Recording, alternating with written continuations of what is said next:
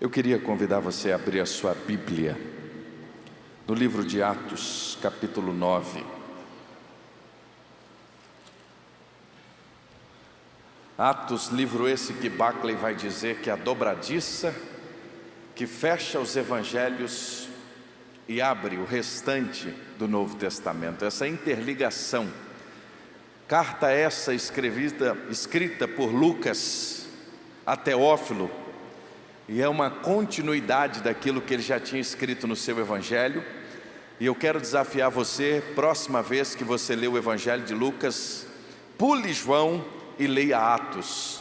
E aí eu quero te fazer um desafio que eu quero compartilhar com você, que tem me feito muito bem: ler a Bíblia sem capítulos e sem versículos. Eu queria que você esquecesse os capítulos, esquecesse os versículos e lesse como uma carta que alguém escreveu. Vai saltar coisas aos seus olhos e ao seu coração de maneira muito especial. Muitas vezes nós ficamos muito presos àquilo que o editor e os editores das escrituras ao longo dos anos vão colocando os títulos, e aí muitas vezes, principalmente Bíblia de comentário, nada contra, nós temos muitas, mas a Bíblia devocional, aquela que a gente lê nas manhãs, quanto menos comentário tiver, eu quero desafiar você a escrever a sua Bíblia de comentário. O que é você escrever a sua Bíblia de comentário? É você começar a escrever aquilo que Deus fala com você.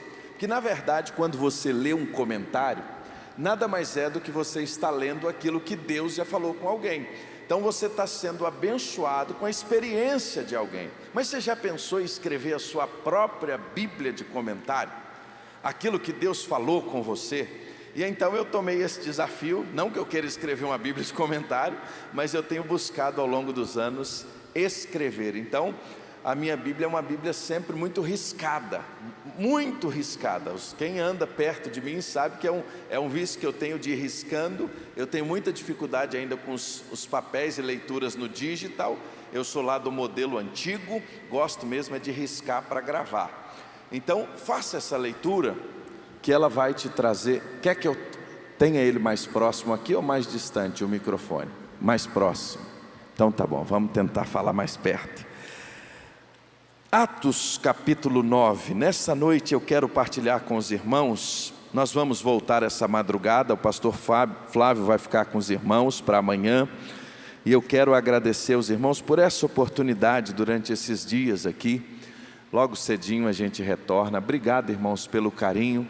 Obrigado pelo zelo, obrigado pela oportunidade. Eu sempre brinco lá na junta que viagem que tiver para Minas Gerais, vocês não precisam me perguntar se eu posso ir. Se tiver jeito eu já estou lá, né? Essa vontade de vir. Estava até brincando com o pastor Ramon mais cedo e dizendo para ele que eu tenho cidadania. Eu sou igual Paulo quando chegou lá em Roma. Eu tiro a minha cidadania mesmo, tiro do bolso, está aqui, ó, né? De nascimento. Alguns podem ter comprada, mas a minha é de nascimento, né? Então eu sou mineiro de nascimento. Pastor Jeremias vai ganhar ela de outra forma, né? Mas eu sou de nascimento. Então é uma alegria sempre muito grande poder estarmos aqui juntos com os irmãos. Comemos bastante doce de leite esses dias, porque não tem jeito, né? Um docinho de leite, ninguém é de ferro. Queijo aí nem adianta, porque queijo a gente come sempre, né? Falou pão de queijo. Pastor Flávio ontem estava reclamando, ele diz assim: eu cheguei aqui e ainda não comi pão de queijo. Falei: calma, meu irmão, fica tranquilo, o maná vai chegar, fica tranquilo, o maná vai chegar. Tenha tranquilidade que o vinho bom vem depois, não é assim? Fica tranquilo. E aí depois ele experimentou, irmãos.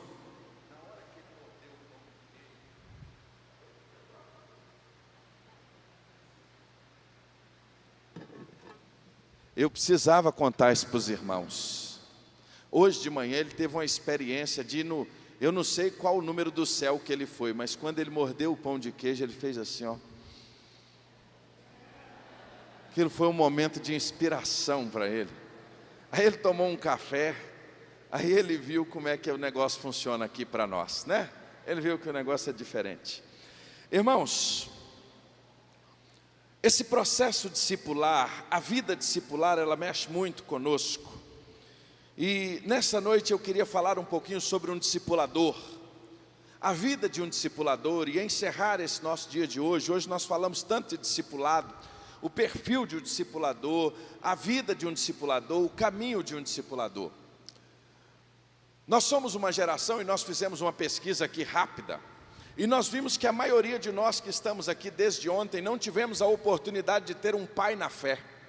Nós não tivemos a oportunidade de ter alguém conosco que pudesse caminhar conosco, que pudesse ser bênção na nossa vida, que fosse instrumento de Deus na nossa caminhada. E eu confesso aos irmãos que a partir do momento em que eu comecei a entender isso, tive um pai na fé, pastor Masatoshi Sato, me cuidou de mim, me enviou para o seminário, é o homem que me discipulou, meu pastor ali, eu digo que é um pastor para mim. Mas depois dos anos eu fui para o ministério, eu tive o privilégio de entrar no ministério muito cedo, comecei a pastorear com 19 anos, aos 22 eu já era pastor ordenado, já estava plantando igreja, então eu brinco sempre que aqueles irmãos foram muito corajosos.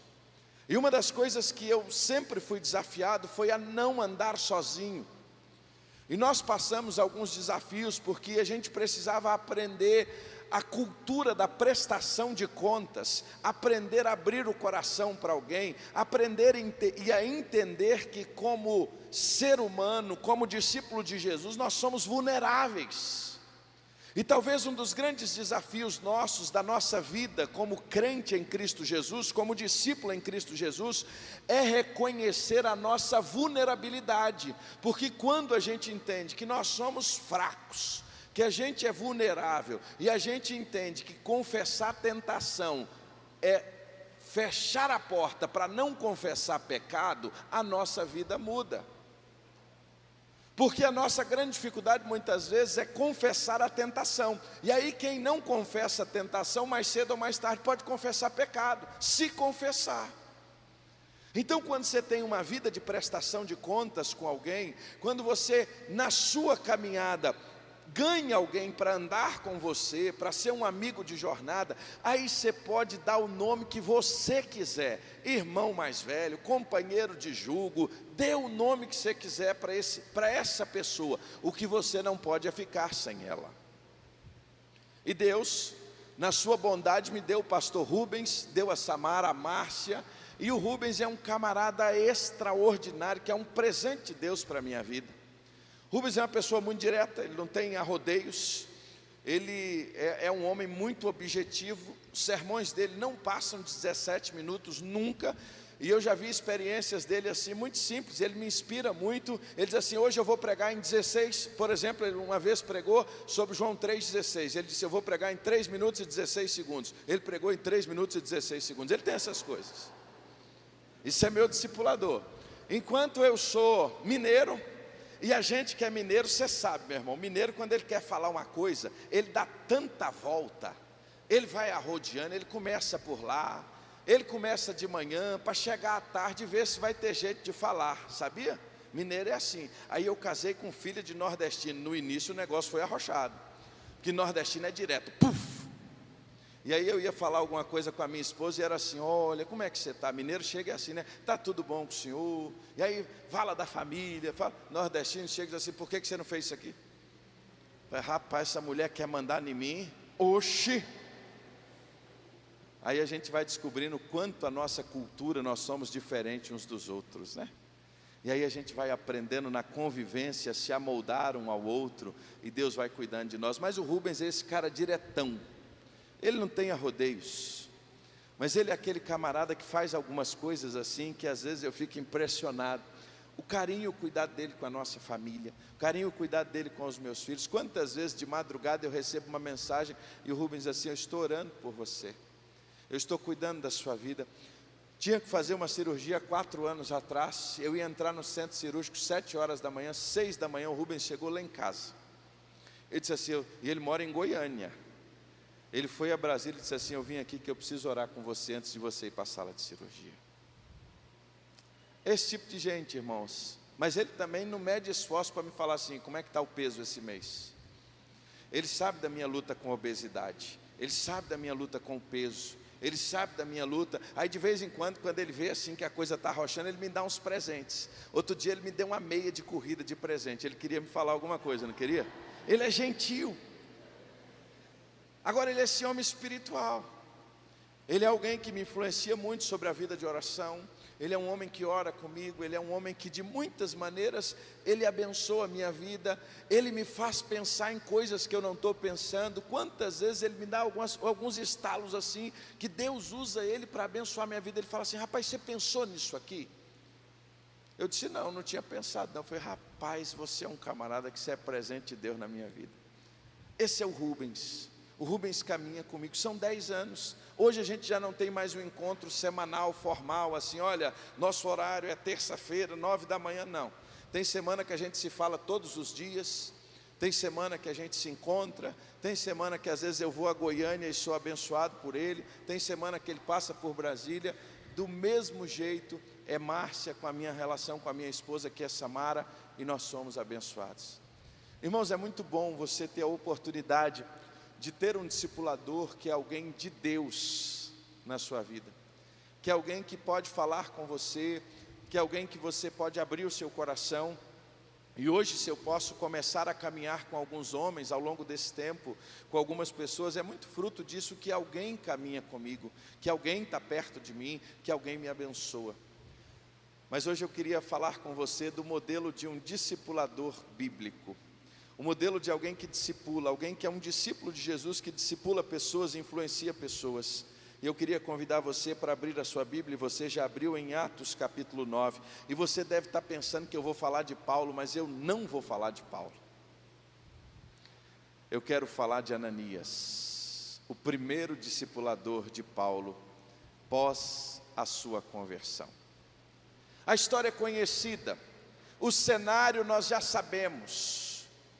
Lá em Jerusalém tinha um cara meio nervoso, seu nome Saulo, e ele queria perseguir, e perseguia de fato, e com gostos cristãos. Era um homem que foi criado aos pés de Gamaliel, um homem que era conhecedor da lei, um homem que cresceu ouvindo: o seu povo sofreu, porque eles passaram a adorar outros deuses. Adore somente ao Senhor teu Deus, tenha uma devoção ao único Deus. Imagine esse homem criado na escola de Gamaliel, imagine esse homem criado aos pés da letra da lei. De repente aparece um camarada lá em Nazaré, dizendo: eu sou o Messias.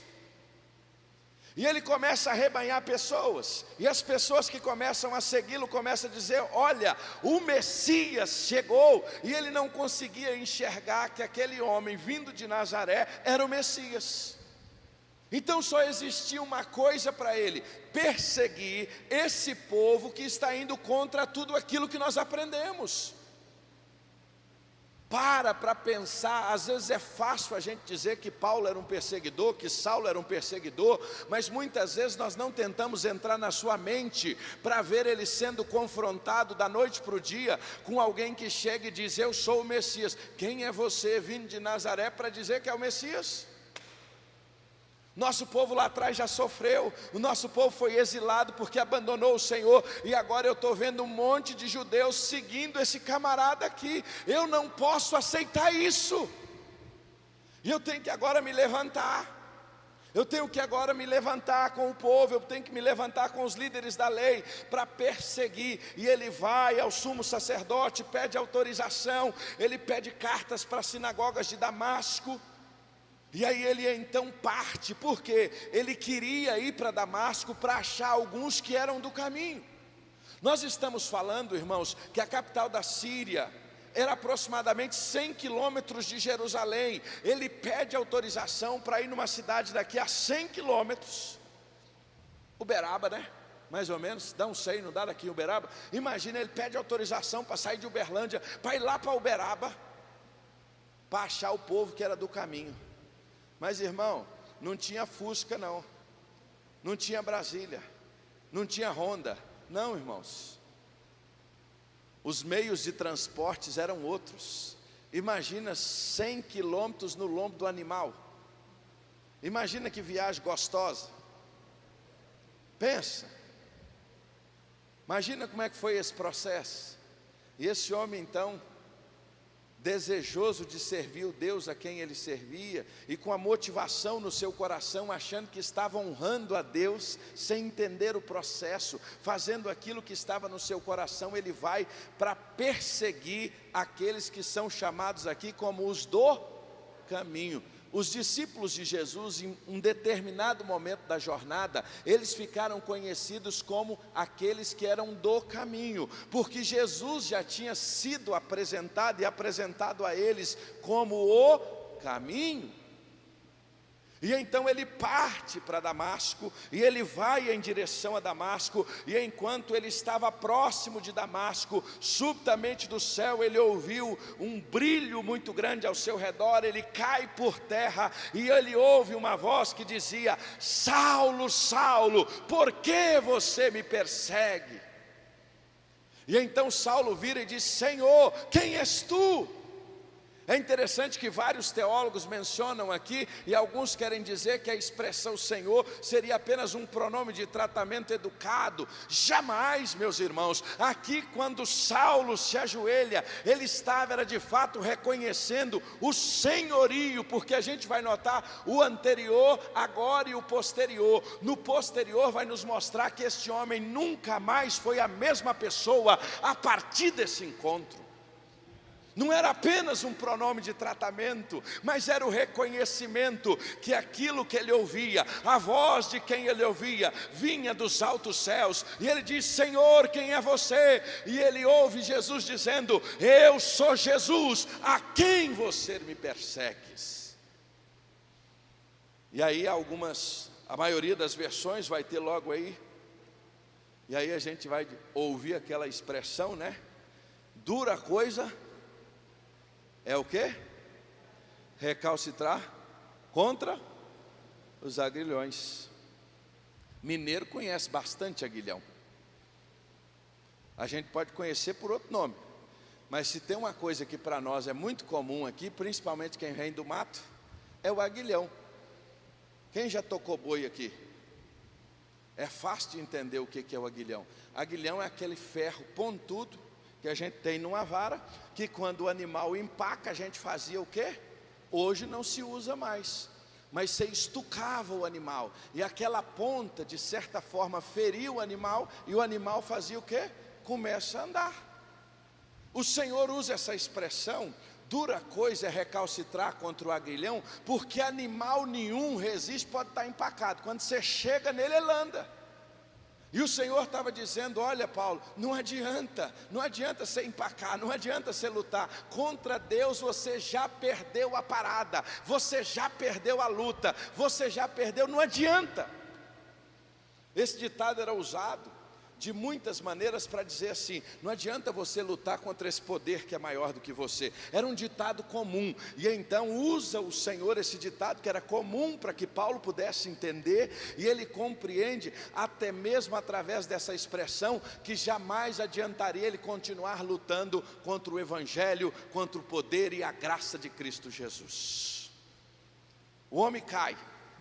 E aqui, irmãos, nunca mais vamos pregar e ensinar para as crianças que ele caiu do cavalo. Não tem cavalo descrito nessa cena aqui não. E Saulo cai do cavalo. Quase que a gente ouve assim ele pulando, né? Não tem isso aqui não. Ele se prostra. E então o que acontece? No chão, ele abre os olhos e não pode ver nada. Você já parou para pensar na cabeça de Saulo agora? Abrindo os olhos e não poder ver nada. Imagina o rompante desse homem indo para Damasco. Imagina o jeitão dele, a autoridade que ele estava indo para prender os cristãos. E agora ele abre os olhos e ele não vê nada. Aquele que conduzia a equipe, agora vai para Damasco sendo o quê?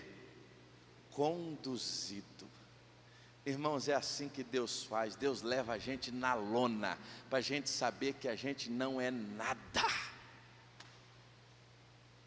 Paulo está na lona, Saulo está na lona, e ele vai para Damasco e diz que ele esteve ali 3 dias sem comer e nem beber. Mas agora entra uma figura nova aqui na história, e é sobre ela que eu quero falar com você hoje. Eu acho fantástico a mudança do texto. Quando o versículo de número 10, eu queria que você tivesse com a sua Bíblia aberta e confere se o que o pastor está pregando está aí. Abre aí, seja bereano, confira se está aí. Versículo 10, diz assim: Havia em Damasco um discípulo, qual o nome dele? Havia em Damasco um discípulo chamado Ananias. Irmãos, e o Senhor lhe aparece numa visão.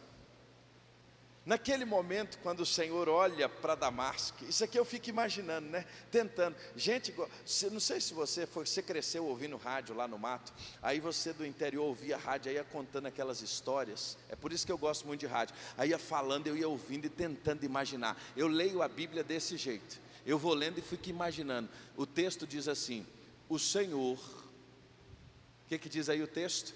O Senhor, havia em Damasco um discípulo, então não era uma pessoa qualquer, não era um seguidor qualquer, era alguém que tinha um nível de compromisso muito maior com o Senhor Jesus. E aí o texto diz: em Damasco tinha um discípulo chamado Ananias, e o Senhor lhe aparece. Eu fico imaginando o Senhor olha para Damasco, e Ele sabe quem está em Damasco, e quando Ele precisou usar alguém em Damasco, Ele usou um homem chamado Ananias. Quantas pessoas tinha em Damasco? A quantas pessoas Ele poderia aparecer? A quantos crentes da igreja de Damasco Ele poderia se revelar? Mas Ele escolheu se revelar a um homem chamado Ananias. Isso tem que chamar a nossa atenção, irmãos. No meio de tanta gente, no meio de uma igreja inteira, o Senhor se revela, o Senhor se apresenta numa visão a um homem chamado Ananias. E é interessante, um improvável, um homem que vai aparecer aqui, e depois nós não vamos ver ele sendo mencionado em outros lugares, mas ele aparece no momento certo, na hora certa, no tempo certo e na posição certa. E aí o texto diz que Ananias, quando o Senhor vem e se manifesta a ele, e o Senhor o chama Ananias, e ele responde o quê? Ele responde o quê?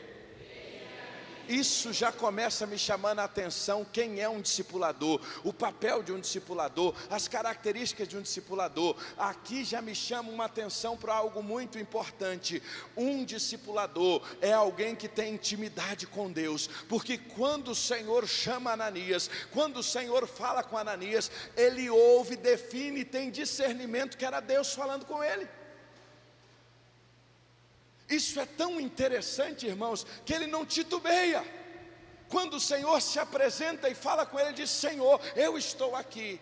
Quando a gente lembra de Samuelzinho ouvindo Deus falar com ele, e ele chamava, e ele não entendia, foi necessário o profeta dizer: fala para o Senhor que você está aqui para ouvi-lo. Sabe por quê? Porque quando a gente é imaturo, quando a gente é muito pequeno, quando a gente é criancinha ainda na nossa fé, muitas vezes Deus está falando conosco que a gente não está entendendo. Mas aqui tem um homem que tinha intimidade com Deus, um homem que conhecia a voz de Deus, e no meio de toda essa situação, ele discerniu que era Deus falando com ele de primeira. Irmãos, só conhece a voz de primeira quem tem intimidade. Eu venho de uma família de 8 filhos. A coisa lá é grande. Papai era animado. 8. Mamãe sabia pela batida na chave qual era que estava chegando dos 8. Sabe por quê? Porque ela tinha intimidade com seus filhos. É quando você liga para alguém que te conhece. Praticamente, tem até uma voz que fala com você quando o telefone toca, né? Quantas vezes você fala assim: eu já sabia que era você. Eu sabia que era você, meu filho. Sabe por quê? Porque nós temos o quê? Intimidade. Quando a gente tem intimidade com alguém que a gente conhece, é fácil ouvir a voz. Nessas coisas de menino, um dia o João Rafael se escondeu lá em casa dentro de um guarda-roupa. E a gente começou a procurar. João, vai de lá, vem de cá, cadê esse menino? E no meio de uma zoeira danada, caçando o João. Aí, quando ele viu que a voz da mãe começou a engrossar, teve uma hora que a mãe falou assim: João Rafael. Mãe, quando fala 2 nomes, meu irmão, o negócio arrocha. É voz de comando. João Rafael, se você está nesta casa, aonde você está? Mãe, eu estou aqui. Foi baixinho, mas mãe conhece, discerne voz de filho distante. Pode estar no meio da multidão, se ele fala assim, mãe, pai, sabe por quê? Porque é a voz da intimidade. Quando a gente tem intimidade, a gente discerne. O grande desafio nosso como discipuladores não é a técnica que a gente vai usar, o livro que a gente vai usar, o material que nós vamos fazer, aquilo que nós vamos caminhar, mas a primeira coisa que a gente precisa entender, que como discipuladores nós precisamos ter intimidade com o Senhor, que é o maior discipulador de todos. Sabe por quê? Porque antes de Ananias ser o discipulador de Paulo, Ananias estava sendo discipulado pelo Senhor. Nós precisamos, irmãos, aprender a sermos discipulados pelo Senhor, discipulados pela palavra, discipulados pela intimidade, discipulados pela Escritura. Sabe por quê? Porque quando Deus falar conosco, facilmente nós vamos ouvir a voz de Deus. Quantas vezes, como pastor, uma das perguntas que nós mais ouvimos, pastor, como é que eu faço para o quê? Ouvir a voz de Deus. Como é que eu faço para ouvir a Deus? É simples, é ter intimidade com Ele. Porque quando nós temos intimidade com Ele, facilmente nós vamos discernir. E aí, facilmente a gente tem visão espiritual, a gente tem compreensão das situações, a gente sabe que Deus está falando conosco. Então nesse texto a primeira coisa que a gente aprende, que um discipulador é alguém íntimo do Pai. Mas o texto não para por aí não. Ele diz, eis-me aqui, Senhor. E aí então o Senhor no versículo 11 diz assim, levanta. E aí, irmãos, quando Deus fala, Ele dá até o endereço.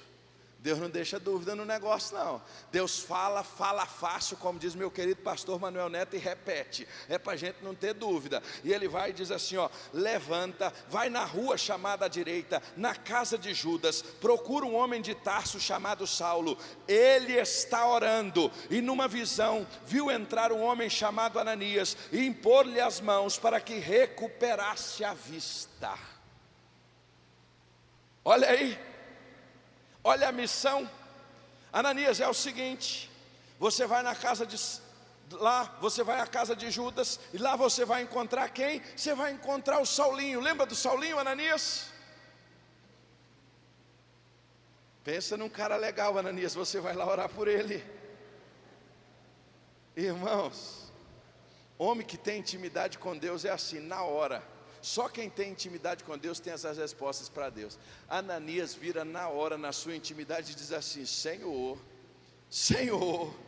mais ou menos assim, Senhor, o que está acontecendo? É isso mesmo, nós ouvimos falar que tem muita coisa acontecendo com esse tal de Saulo aí.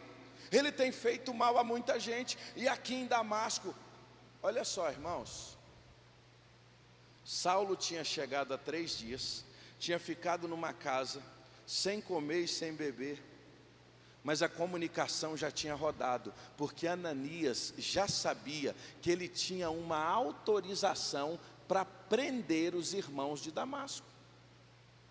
Ananias já sabia, ele diz, olha, ele já tem uma autorização dos principais da sinagoga para prender todos que invocam teu nome. Em outras palavras, Senhor, o Senhor está certo disso mesmo? É isso mesmo que o Senhor está me mandando fazer? É para lá mesmo que o Senhor está me mandando? É lá que o Senhor quer que eu vá?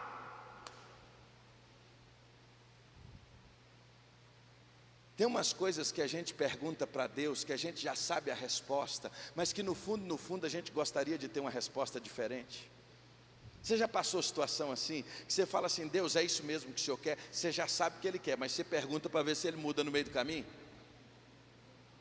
Porque não é aquilo que a gente queria, que não é aquilo que a gente desejava, que não é aquilo que a gente almejava, que não é aquilo, é às vezes aquele relacionamento que você está apaixonado, cheio de coraçãozinho assim. Deus já falou: acaba com esse negócio que isso não dá certo. A sua mãe já falou: acaba com esse negócio que isso dá certo. Larga esse trem, isso aqui não serve para você não, minha filha. Vai orar mais. E você já sabe do que Deus falou. Aí você fala assim: Deus, é da tua vontade. Já viu essa cena?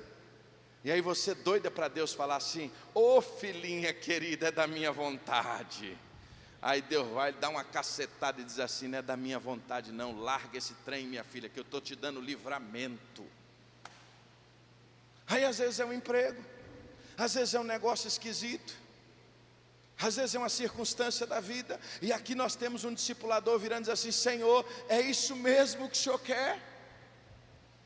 E aí qual é a resposta do Senhor? Vá, porque este para mim é um instrumento escolhido para levar o meu nome diante dos gentios, bem como diante dos filhos de Israel, pois eu mesmo vou mostrar a ele o quanto deve sofrer pelo meu nome. Sabe qual a segunda coisa que eu aprendo aqui? Que quando nós nos dispomos a sermos discipuladores, quando nós nos dispomos a fazer a vontade de Deus, quando nós temos intimidade com Deus, Deus pode nos levar a lugares que nós nunca imaginamos ir, e a fazer coisas, a estar com pessoas que nós nunca imaginamos estar. E a primeiro momento a gente questiona, a primeiro momento a gente não entende, a primeiro momento a gente pergunta, e Deus vira para nós e diz: vá, vá, vá, vá, porque eu estarei contigo, sou eu que estou te mandando estar ali. Na vida missionária, talvez esse seja para nós um dos nossos maiores dilemas, porque a gente só quer uma coisa: obedecer a Deus. A gente só quer estar na vontade de Deus, mas muitas vezes o estar na vontade de Deus, Deus nos leva a estar em situações que às vezes a gente olha e fala assim: papai do céu, o que eu estou fazendo aqui?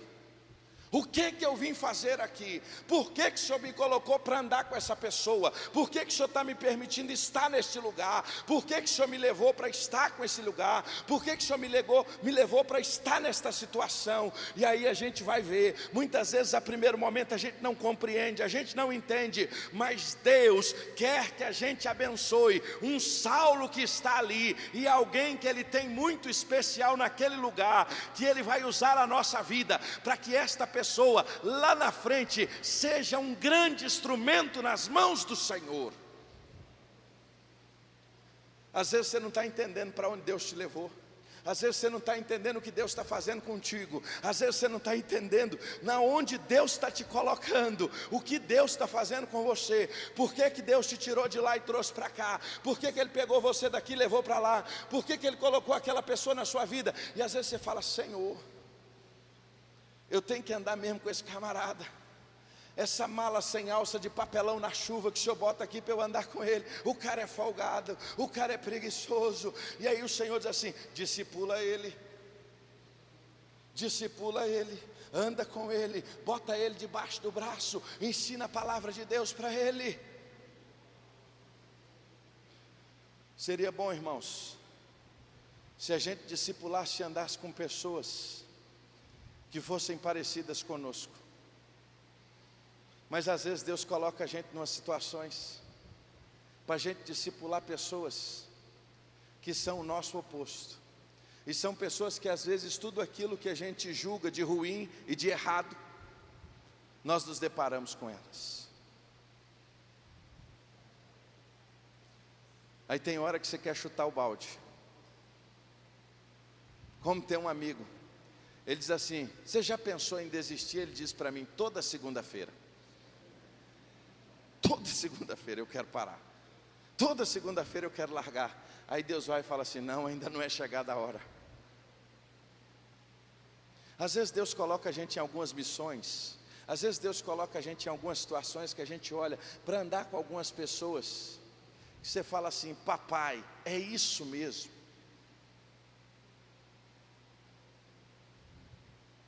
Aí o Senhor vira para você e para mim e diz assim: vai, porque é Ele mesmo, porque eu tenho uma obra grande a fazer através da vida dele. Um discipulador É alguém que está disposto a cumprir a vontade de Deus, indiferente com quem quer que seja. Um discipulador não escolhe um discípulo, um discipulador escolhe cumprir a vontade de Deus. Um discipulador escolhe cumprir a vontade de Deus. Mas o texto segue, e o texto diz que ele esteve ali com Saulo, e ele diz: irmão Saulo, o Senhor Jesus me apareceu a você no caminho, e enviou para que eu possa estar aqui, e me enviou para que você volte a ver e fique cheio do Espírito Santo. Ao término da palavra de Ananias, imediatamente caíram os olhos de Saulo, e uma coisa, ou coisas parecidas como escamas, e ele voltou a ver. A seguir, levantou-se e foi o quê? Foi o quê? Quem será que batizou Saulo? Você já parou para fazer essa pergunta?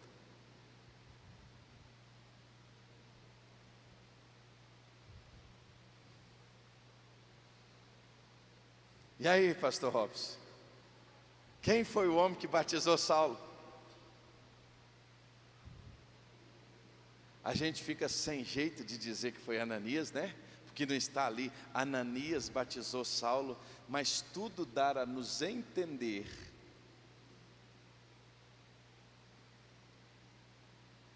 Você já tinha parado para ver isso?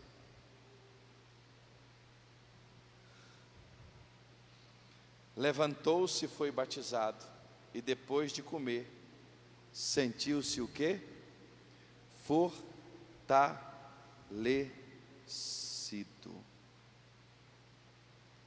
A terceira coisa, eu quero terminar aqui com ela, é que um discipulador que se coloca nas mãos do Senhor, ele é alguém que tem visão espiritual, ele facilmente entende a voz de Deus. Segundo, ele está disposto, ele é obediente, ele vai a lugares que Deus o manda ir, que muitas vezes ele nem imaginaria estar. Ele é um instrumento de bênçãos.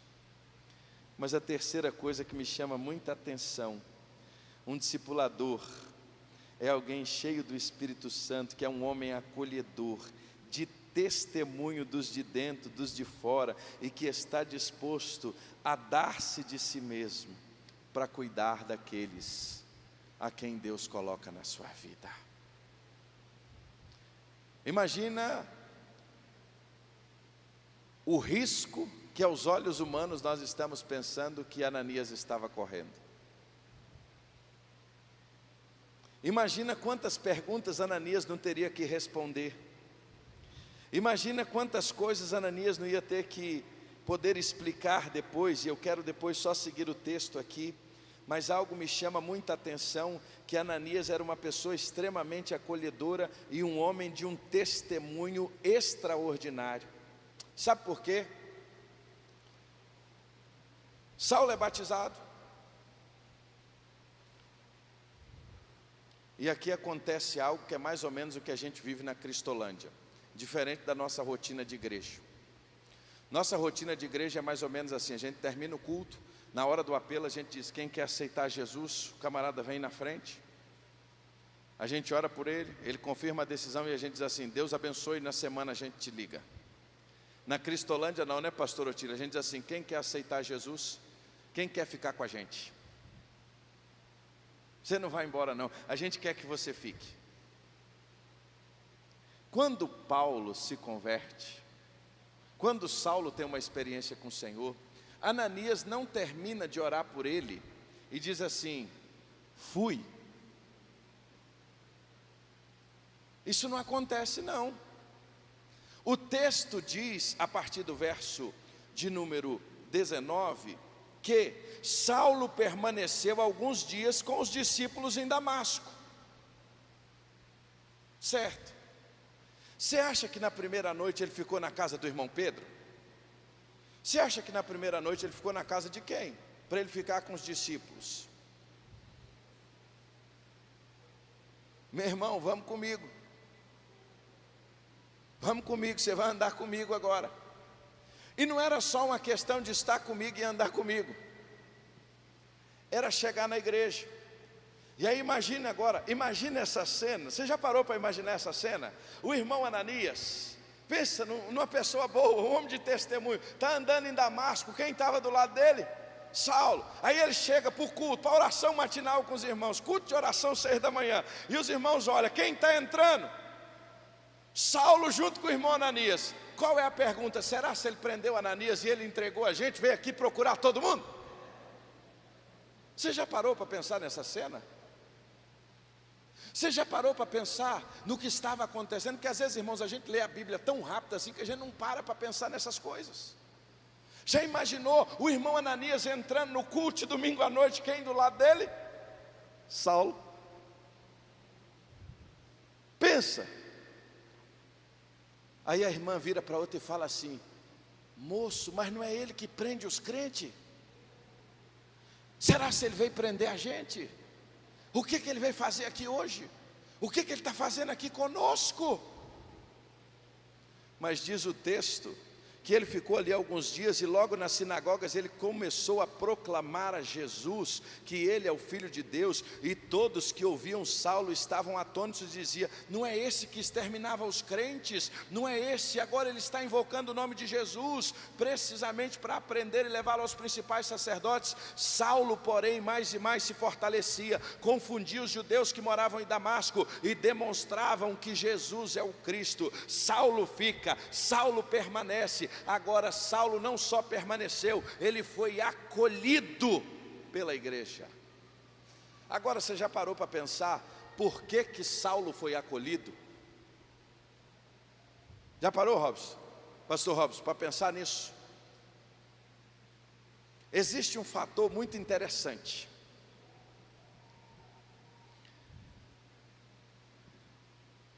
Quando você respeita alguém, o testemunho dessa pessoa sobre outro vale muito mais do que o que a gente conhece ou não conhece sobre ela. Imagine que eu estou vindo aqui para Uberlândia. Nós estávamos vindo, não é o que acontece aqui nas belas estradas de Minas Gerais, mas imagine que a gente passasse num buraco e perdesse os 4 pneus, ou os 2 pneus. Isso já aconteceu em viagem com a gente, é uma coisa que às vezes acontece comum. Aí você está lá no meio da estrada, não tem um apoio do guincho, não põe nada. Aí eu ia ligar para quem na hora? Ia ligar para o pastor Reginaldo. Fica tranquilo, varão. Ia ligar e dizer assim: pastor Reginaldo, é o seguinte, nós estamos vindo para cá, mas o pneu estourou aqui, não tem como a gente chegar não. Não tem jeito. Não tem jeito. Aí ele ia falar assim: moço, eu estou aqui carregando uns colchão agora. Tem uns 70 colchão que eu estou carregando aqui. Eu não posso ir agora não. Mas eu vou ligar para o irmão Antônio lá da igreja e ele vai aí. Aí ele liga para o irmão Antônio e fala assim: irmão Antônio, tem 2 irmãos que eu conheço que estão vindo para cá. Irmão Antônio nunca viu a gente, mas eles furaram o pneu e não tem jeito não. Eu precisava que o senhor desse um pulinho lá. Irmão Antônio já viu a gente? Nunca. Aí ele pega o carro dele, arruma o pneu, leva uns pão de queijo que ele sabia que a gente não tinha almoçado, prepara tudo, vai lá cuidar da gente. Aí o irmão Antônio chega lá e diz assim: ô meus irmãos, seja bem-vindo, eu vim aqui ajudar vocês. Nunca viu a gente. Por que o irmão Antônio está tratando a gente bem assim? Por causa do testemunho do pastor Reginaldo. Eu não sei se isso já aconteceu com você, mas isso eu já passei por essa situação algumas vezes. Eu fui para uma operação Jesus Transforma lá no Acre. Cheguei lá no Acre, a pessoa que era para nos pegar lá na rodoviária, irmãos, 3 dias e 2 noites dentro de um ônibus do Distrito Federal para o Acre, é uma história emocionante. Aí nós chegamos lá, aí o irmão que era para buscar a gente, eu acho que ele esqueceu. E era mais ou menos assim, uma meia-noite, não tinha o que fazer. Mas graças a Deus que o Senhor envia anjos. Tinha um pastor dentro do ônibus que eu acabei conhecendo no caminho, o pastor Jeremias e a irmã Conceição. E ele sabia que eu também ia para a operação Jesus Transforma, ele cuidou de mim naquela noite. E disse assim: não, você vai ficar comigo. Eu falei: ô Senhor, obrigado. o Senhor envia anjos. E aí eu fiquei com ele, ele arrumou um lugarzinho, a gente dormiu ali, porque ele também estava esperando, não veio. Aí no outro dia ele ligou para um irmão, pastor Tadeu, até faleceu recente, diz assim: ó Tadeu, nós estamos indo para a sua casa, e eu estou levando para aí um menino que eu conheci agora. Rapaz, o irmão pastor Tadeu e a irmã Terezinha cuidou de mim como se eu fosse filhos deles. Nunca tinha me visto, mas eu cheguei lá, fiquei uma semana lá, até que o negócio desenrolou tudo, e foi uma bênção. Ficamos lá, oramos, aprendemos de Deus com aquele homem, e ele me recebeu. Fui dormir no quarto com o filho dele. Como é que você bota um desconhecido no quarto com o filho? É só porque o pastor Jeremias tinha chegado e dito assim: não pode receber esse menino, ele veio para a Operação Jesus Transforma. Quem fez o pastor Tadeu e a irmã Terezinha me receber foi a palavra de quem? Para o pastor Tadeu, o pastor Jeremias era um homem tão santo, tão sério, que quando ele falava alguma coisa tinha que duvidar. É mais ou menos para nós aqui em Minas Gerais, é assim, no fio do bigode, não precisa assinar nada, falou, está o quê? Está falado, irmão. Eu já não falei? Aí você imagina agora, o irmão Ananias chegando na igreja e virando para os irmãos com Saulo debaixo do braço e diz assim: irmãos, pode receber ele. Sabe por quê? Porque aconteceu assim, assim e assim. Pode receber ele na sua casa, podemos receber aqui ele entre nós. O Ananias era tão respeitado naquela igreja, o Ananias era tão respeitado por aqueles irmãos, que Saulo passa a ficar vários dias em Damasco. O homem que todo mundo desconfiava, o homem que todo mundo não queria nem ver, agora ele é acolhido pela comunidade de discípulos, porque um discipulador respeitado pela igreja deu um testemunho acerca deste homem. Um discipulador tem que ser alguém de testemunho. Um discipulador tem que ser alguém de respeito. Um discipulador tem que ser alguém que, quando falar, as pessoas que estão ao seu redor diz: eis aí um homem de Deus. Eu quero te convidar a ficar de pé. E eu fico pensando só numa coisa, e a gente termina aqui essa noite. Meu irmão do teclado, a turma, se quiser vir para cá.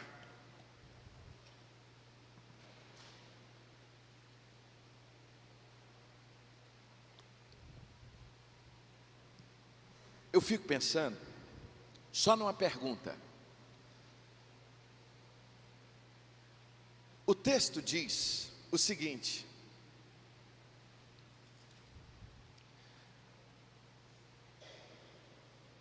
que havia em Damasco um discípulo chamado Ananias. E na hora que aconteceu uma situação, pela soberania de Deus, ali em Damasco, e o Senhor quis usar um discípulo em Damasco, ele falou com quem?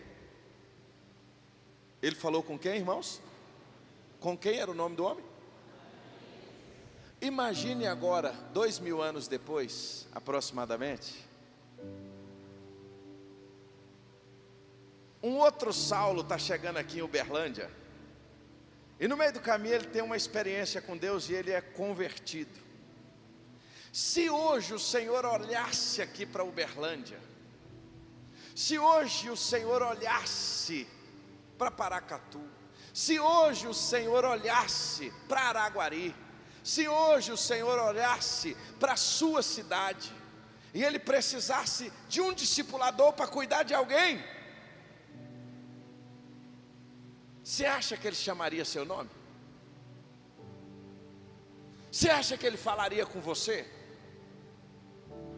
Você acha que ele viraria e diria assim: Pedro, Antônio, Robson, Jeremias, Fabrício, William? Você acha que ele mencionaria e chamaria você? Você já parou para pensar nisso?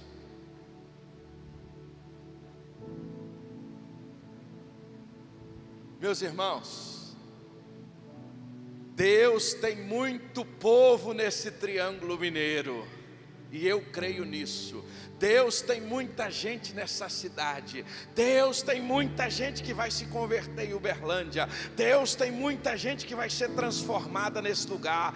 Deus tem muita gente que nessa região. Irmãos, nós estamos orando, nós estamos clamando para Deus mudar a nossa terra, nós estamos clamando para Deus sarar o nosso estado, nós estamos clamando para Deus mudar o coração do povo mineiro. Mas Deus quer usar homens e mulheres em Minas Gerais para serem discipuladores, porque na hora que vier o convencimento do Espírito, o Senhor quer chamar você para ser você um Ananias na vida de muitos Saulos que o Senhor tem nesse lugar. Uma coisa que eu tenho aprendido, irmãos: Deus não vai mandar alguém para uma igreja que não sabe cuidar.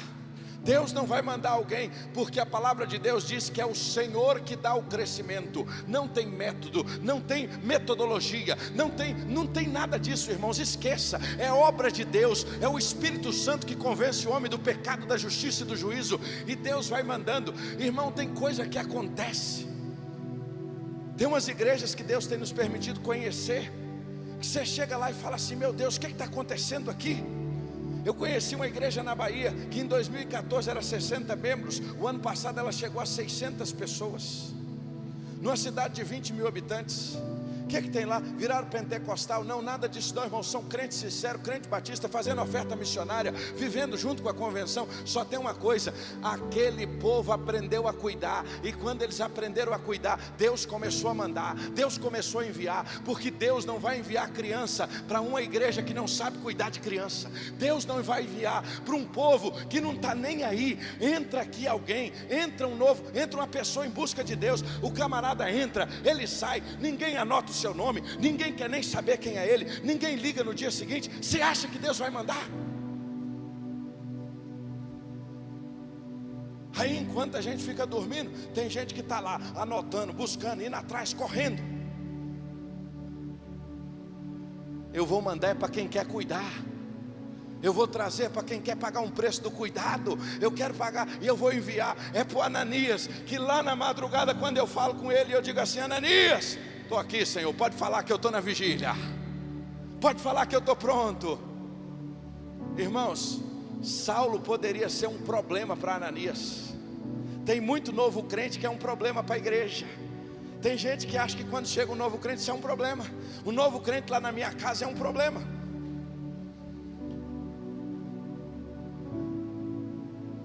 Cristian, eu posso contar aquela sua experiência do PGM que você me contou hoje? O Cristian chegou num pequeno grupo e ele ficou animado. Ele estava recém-mudado para Brasília. E aí ele diz assim: na semana que vem eu posso trazer um amigo? Ele é não crente. Aí o rapaz disse assim para ele, o líder do pequeno grupo falou assim: ó, você pode vir, mas seu amigo não crente não pode não.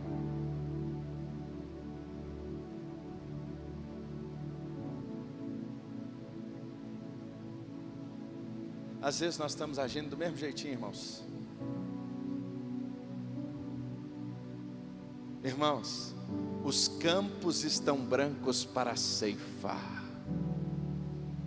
Os campos estão brancos para uma grande colheita. Mas a colheita só vai vir para quem cuidar. A colheita só virá para quem estiver disposto a cuidar.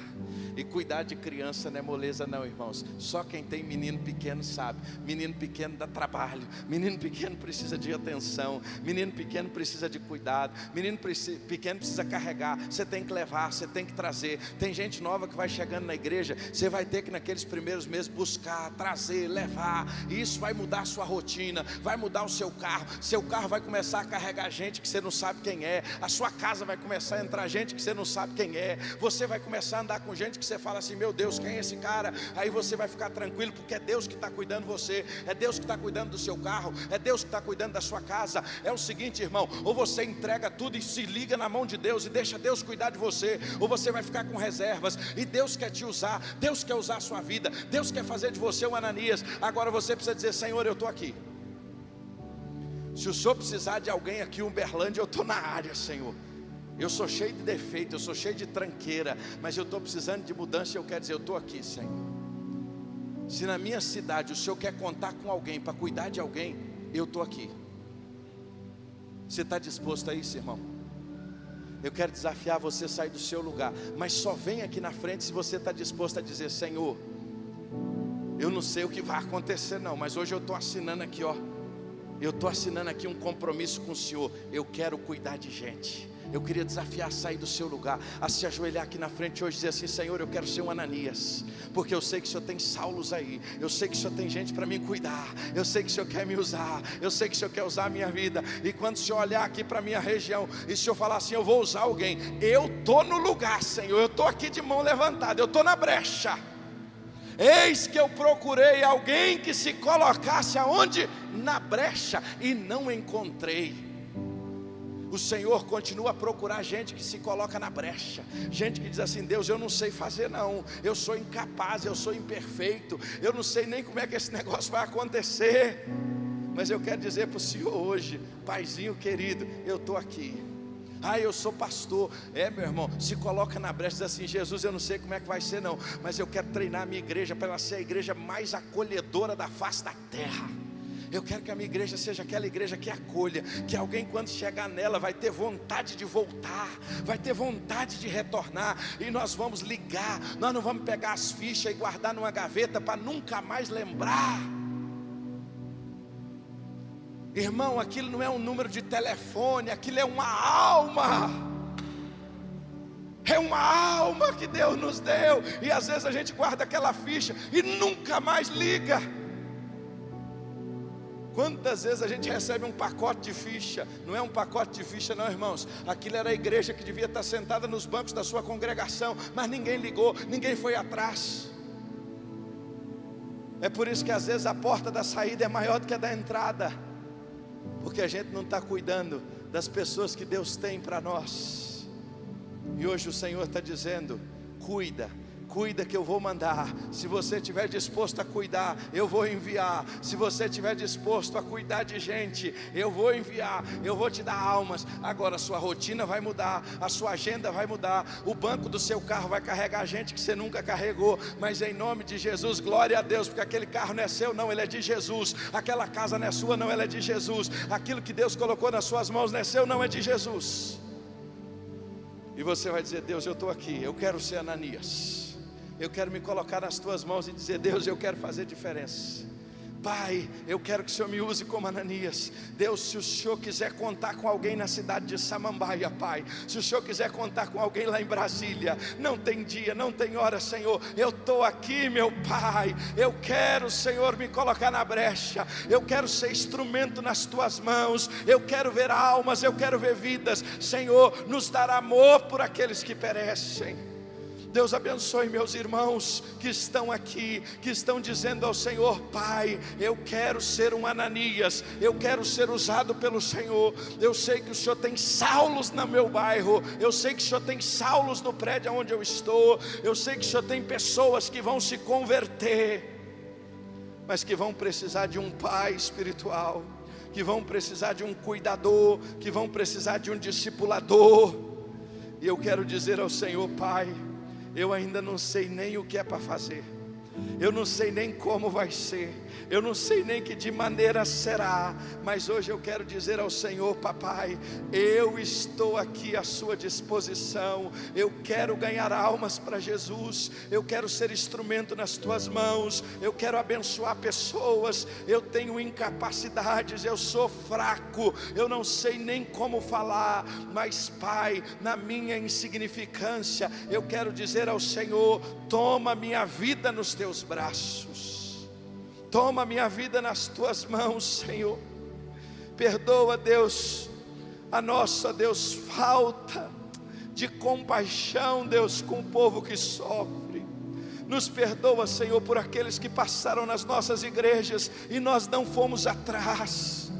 Nos perdoa, Senhor, por aqueles que se afastaram e nós nunca ligamos. Nos perdoa, Senhor, por aqueles, ó Deus, que nós anotamos o nome numa ficha e nós nunca fomos atrás. Nos perdoa, Senhor, por aquele que um dia disse assim: eu quero conhecer mais, e nós não demos atenção. Nos perdoa, Senhor, nos perdoa, Pai, Mas nessa noite nós te pedimos, nos dá, Senhor, uma vida como a de Ananias. Nos usa, Senhor, para alcançar pessoas que serão usadas por Ti e farão diferença no mundo todo, Pai. Nos dá, Senhor, um Saulo no nosso ministério. Nos dá um Saulo, Senhor, na nossa vida. Nos dá alguém, Senhor, para que a gente possa cuidar e que esta pessoa seja um ganhador de almas. Nos dá, Senhor, homens, nos dá mulheres, nos dá jovens, Senhor, nos dá adolescentes, nos dá pessoas que estão sofrendo na cidade, mas que nós queremos cuidar delas, Pai.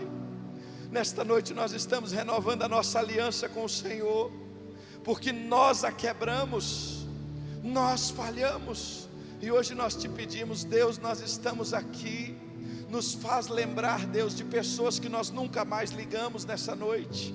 Nos faz, Senhor, lembrar de pessoas que nós como igreja esquecemos da nossa lista.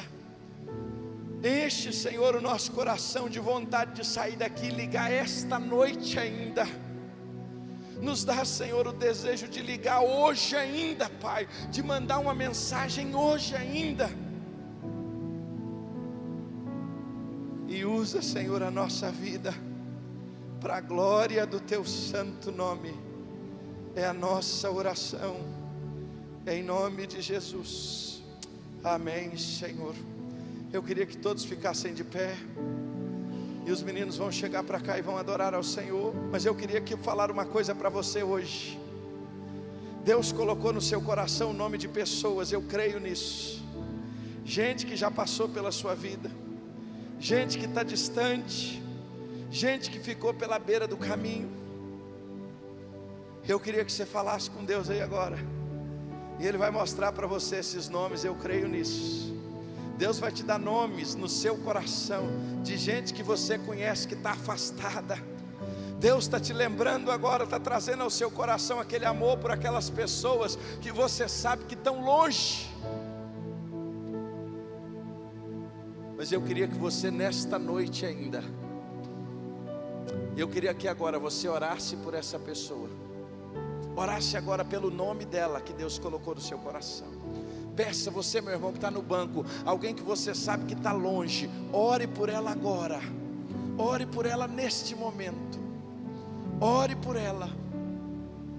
E peça ao Senhor por ela agora. Peça para Deus dar vontade ela de estar na casa do Senhor. Peça ao Senhor que te use como Ananias foi usado na vida de Paulo. Peça para o Senhor que você quer ser instrumento nas mãos dEle.